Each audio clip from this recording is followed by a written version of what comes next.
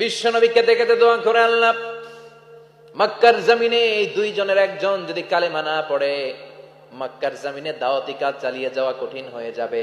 হয় হিশামের বেটা আবু জাহেল কিংবা খাত্তাবের বেটা ওমরকে তুমি ইসলামে ঢুকাও।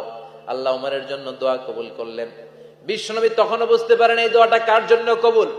হঠাৎ ওমরে ফারুক বিশাল একটা নাঙ্গা তলোয়ার নিয়ে বিশ্বনবীকে হত্যা করার জন্য ছুটে এলো। বিশ্বনবী তখন মক্কার আরকাম ইবনে দারুল আরকামের ঘরে সাফা পাহাড়ের পাদদেশে লুকিয়ে লুকিয়ে দাওয়াতি কাজ করতেন। আশেপাশে সাহাবীরা বসা। বিশ্বনবীর চাচা হামজা ইবনে আব্দুল মুত্তালিব বললেন, নবী তাড়াতাড়ি পালিয়ে যান, ওই যে দেখা যায় ওমরে ফারুক তলোয়ার নিয়ে আপনারে মারতে আসছে।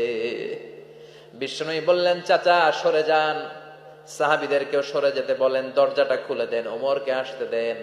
আমার তো মনে হচ্ছে ওই যে তাহাজ্জুদের নামাজ পড়ে আল্লাহর কাছে কেঁদে কেঁদে আমি দোয়া করেছি, আমার দোয়াটা আজকে কবুল হতে চলেছে।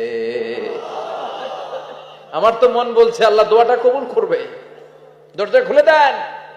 ওমর ফারুক চলে আসলেন, এসে তলোয়ার রেখে দিয়ে আঙ্গুল উঁচু করে বললেন, আশহাদু আল্লা ইলাহা ইল্লাল্লাহ, আশহাদু আন্নাকা মুহাম্মাদ রাসূলুল্লাহ।